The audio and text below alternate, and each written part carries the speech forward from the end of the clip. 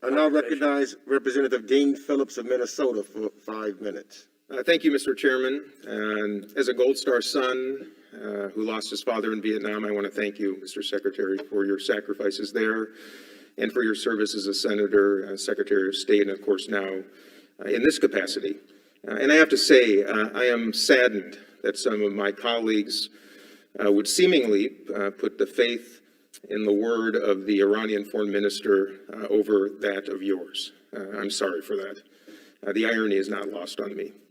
My questions are about climate change, and you're aware of President Biden's interest in what he calls foreign policy for the middle class.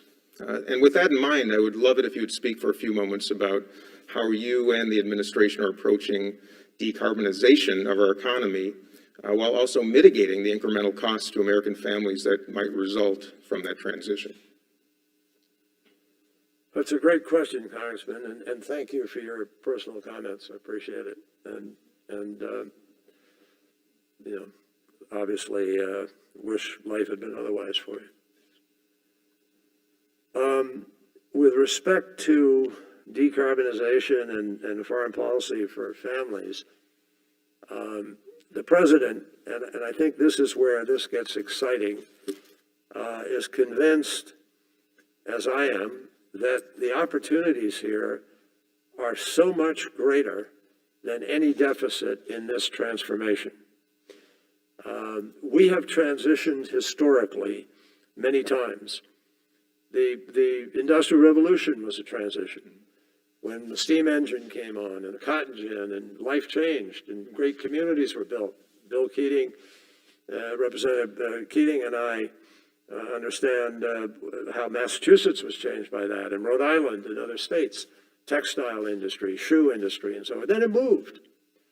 But other things came and replaced it.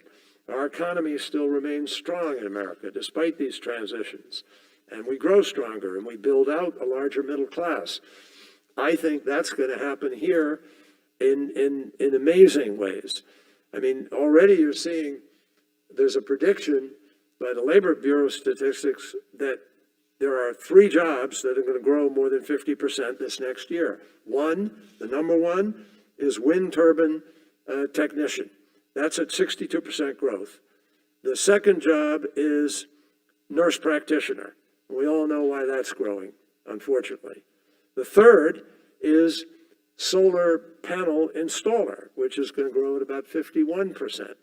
Now, what we see is, and in vehicles, I just talked the other day with the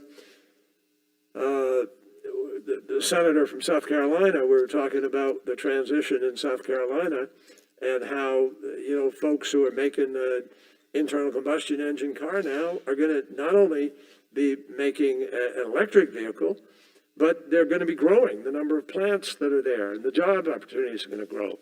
I think if you look at what's already happening in the early clean tech markets of solar, wind, batteries, there are dozens of emerging clean tech markets here in the United States that are going to enlarge economic opportunity for people. And people are earning, without a high school degree, in some of these early jobs, $24 an hour, which, as we know, is more than double the minimum wage. So, yeah, sir, and I'd like to reclaim some time. I do want to call attention to those effects and ensure that we do look after those who will suffer from incremental costs. I want to talk about pipelines too. As you well know, the State Department manages presidential permits for cross-border pipelines. In my home state of Minnesota, Enbridge is currently replacing over 330 miles of its Line 3 crude oil pipeline that runs from Alberta across the border all the way to Wisconsin. It's a pipeline that's older than me, first used in 1968 before the National Environmental Policy Act was enacted in 1970. So there are serious concerns about the lack of environmental reviews on the project. In fact, when Enbridge sought to replace Line 3 in 2014, the State Department determined that it did not require a new permit, as you're probably aware. So how are you and the Biden administration approaching decisions on cross-border pipeline construction, replacement, and upgrades? And have you spoken with Minister Wilkinson? I confess to you, I have not had that conversation at this point in time. And so I would rather get you an answer, but I haven't been informed. Okay.